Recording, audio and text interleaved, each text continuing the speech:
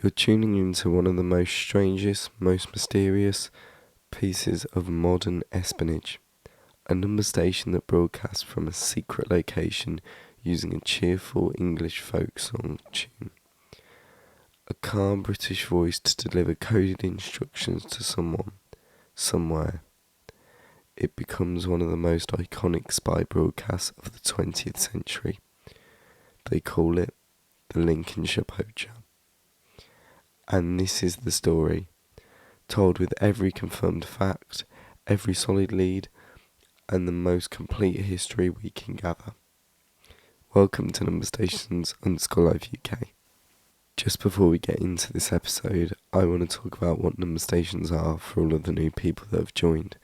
Number stations are shortwave radio broadcasts designed to send coded messages. Most feature an automated voice reading groups of numbers, usually 5-figure groups each. Some include musical tones at the beginning, some don't.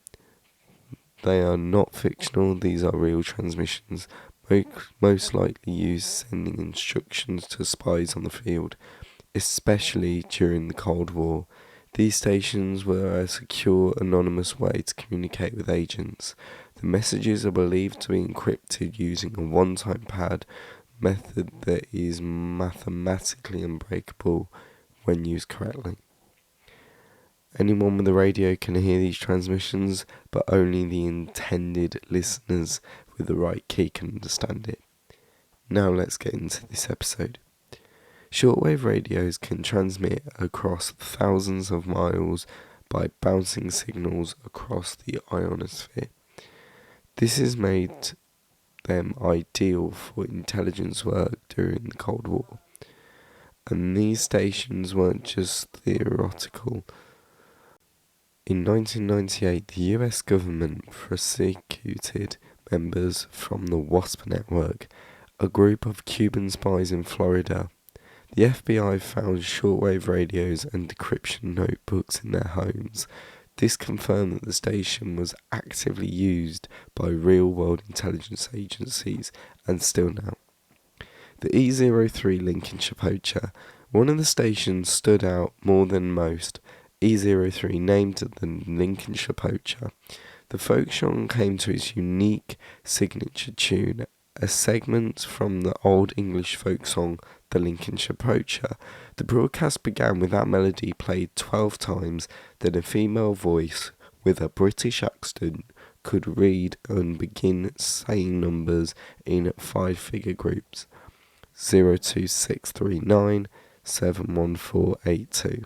The delivery was mechanically consistent with always in the same tone.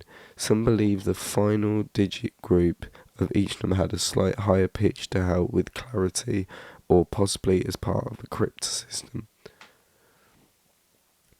The broadcast schedule and frequencies. The Lincolnshire Poacher operated a strict schedule believed to run from the late 1970s to the mid-2008. It used several shortwave frequencies including 9251 kHz, 11524.5 kHz, 12603 kHz. The stations broadcasted several times a day, usually in the morning and evening UTC.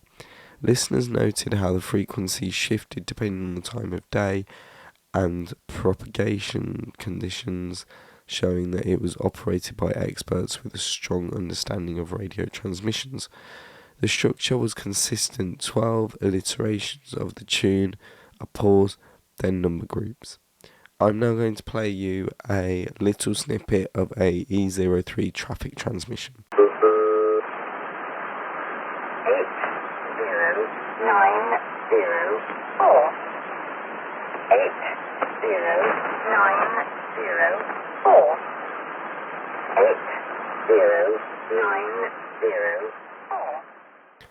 E03 confirmed origin. RAF Akroniti and Cyprus. The biggest breakthrough came through when radio enthusiasts triangulated the source of the transmissions. All evidence pointed to RAF Akroniti, a Royal Air Force base located in the southern coast of Cyprus. This base is under UK control and is known to support intelligence operations. It's equipped with advanced surveillance infrastructure and worked closely with the members of the Five Eyes Alliance. It's widely believed that E03 was operated by MI6, the UK's secret intelligence service. This conclusion is backed up by the British accent of the voice, the use of a traditional English folk song, and the location of RAF Akroniti as a major intelligence hub.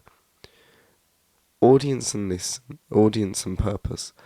While the true recipients of the broadcast has never been identified, the most likely targets were MI6 operatives working in the Middle East, covert field agents stationed in the embassies under the diplomatic cover, intelligence officers receiving encrypted instructions.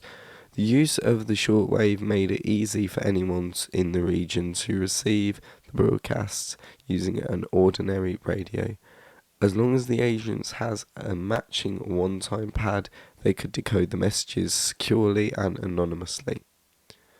The one-time pads and security. One-time pad is a set of completely random numbers shared between the senders and receivers. Each number from the message is combined with a number from the pad to produce the encrypted output. If the pad is truly random and it's used only once, it's unbreakable.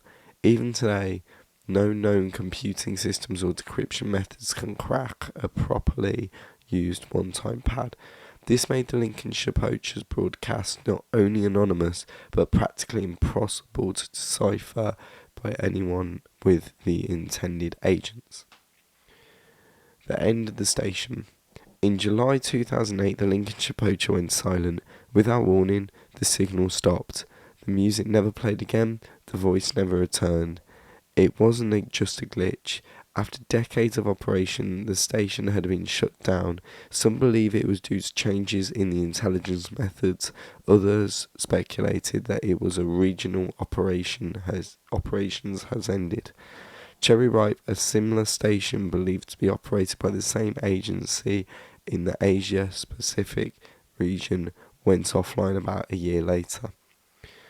Public attention and cultural impacts. The Lincolnshire Poacher attracted widespread attention from radio hobbyists and conspiracy theorists alike. Was in the future. The Conet Project, a massive archive of number stations, music albums including work by Wilco, and spy thrillers and Cold War documentaries. Its eerie tone and repetition became a symbolic to Cold War secrecy and psychological intrigue. Modern number stations. While E03 is gone, number stations haven't disappeared entirely. Others like E06, VO7 and HMO1 still operate. Many are believed to run by Russia, North Korea and Cuba. You can still listen to them today with an online shortwave receiver such as WebSDR or Prime.org. These stations continue to broadcast coded messages. In some cases, they are even digital data bursts mixed with voice instructions. Why this still matters?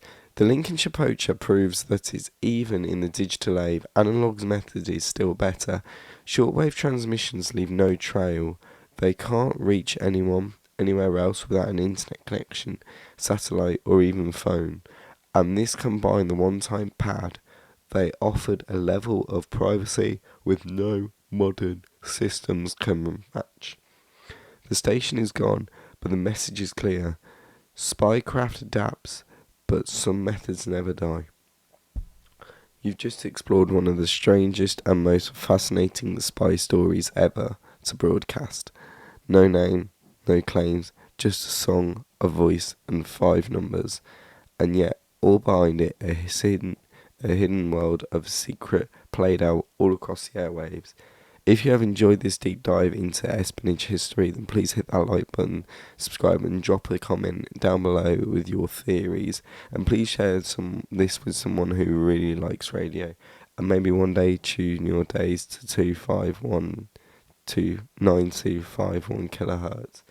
It might just be something out there you can hear that shouldn't exist. Bye for now.